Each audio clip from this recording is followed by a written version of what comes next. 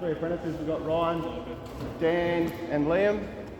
Luckily for Dan and Ryan, they've worked here for a while already, so it's not as daunting for them, but make sure everyone finds the time to get around and introduce themselves to Liam if he doesn't know anyone yet. And coming into a new group like this definitely can be daunting. I remember doing it myself. So welcome aboard, guys.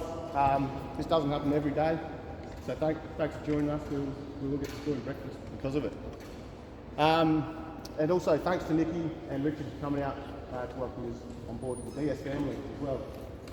So on that, I'll hand over to Tinny to go through our normal Monday toolbox. Cheers, Cam.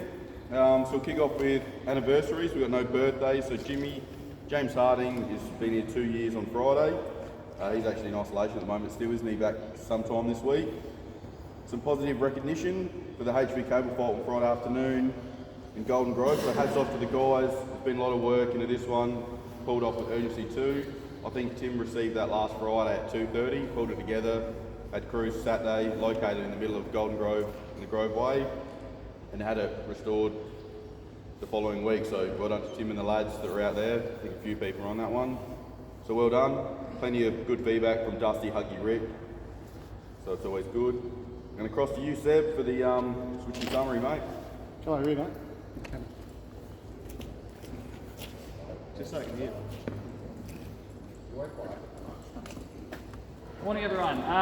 So it was a quiet week last week, which is always pretty good. But yeah, I just wanted to run through a few little things. So just the near miss and near incident reports. Keep those up. There's a lot of enable-on reports coming through, and the graph that I was looking at earlier, the amount of incidents versus near misses is just getting lower and lower. So there's more near misses getting reported and less incidents happening, which is great. That's what we want.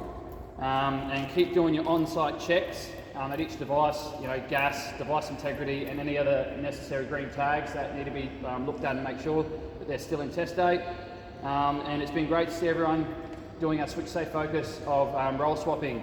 So everyone's been doing that, which is fantastic, and it keeps everyone up there with their skill set.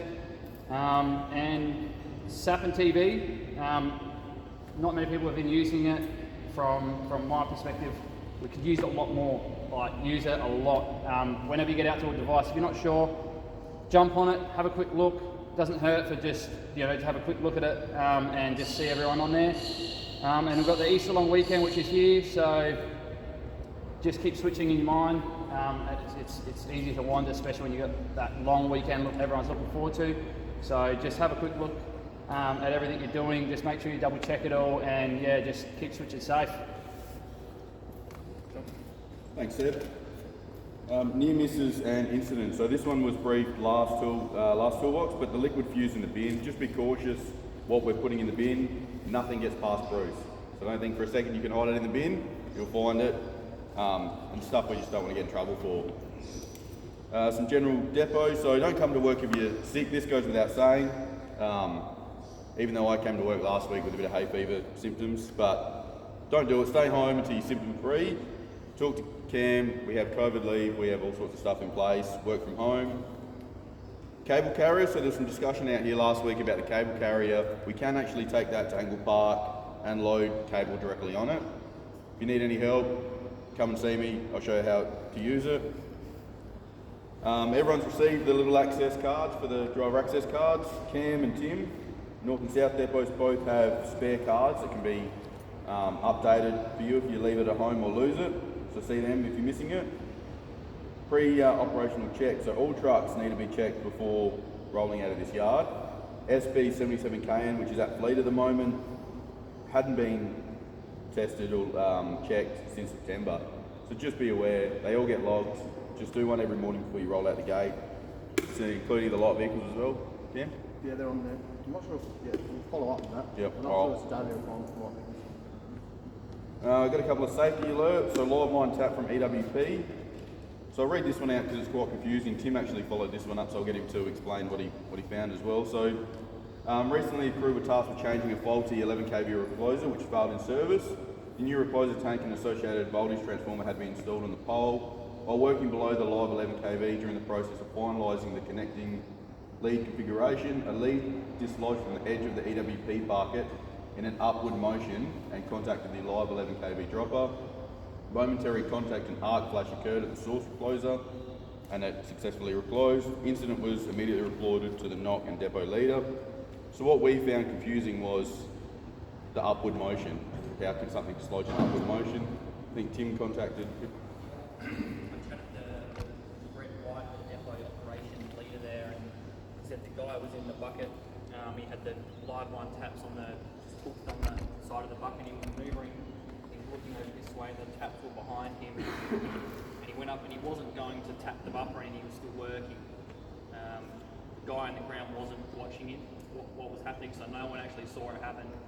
All they can think of is that he must have been way too close, and one of the leads has dislodged from the bucket. It must have had a bit of stored energy in the new live line tapping coil. It's a bit thicker than the old stuff.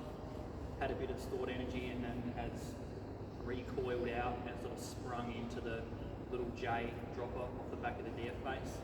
So yeah, they don't specifically know how it happened because no one saw it happen, but that's everyone's best guess.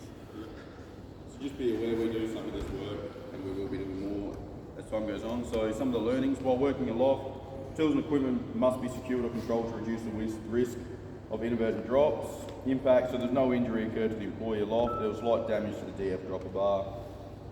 And that's it with that one. If you have any more questions, we can follow up more, but that's what we found out so far. Next one, laceration of the hand. So worker was attempting to get his gloves out of a tool enclosure. I'm not sure if you can see that. We've got them in our utes. It's the side little compartment. He stored his gloves in there. He's put his hand in to get his gloves out. As he's pulled it out, he's cut his finger and actually cut the tendon itself. It's a pretty serious injury. He was working alone, so he had to drive himself to the Mount Barker Hospital, where he's referred to the Adelaide Plastic Surgery Clinic on North Terrace. So if you're in the light vehicles and you have these compartments, just be aware that steel is sharp. I think we've all been cut by steel on vehicles before, jamming our hands where they shouldn't be, but if you have any concerns about our vehicles, just raise them with Greenie or me, and we can look into it. The last thing I want to talk about is the social club raffle that you guys have seen in there. That's going to get raffled Friday. That's got a prize. The first prize was $600. It's the Weber Traveller. So get around it. Get $5 tickets. It goes back to social club.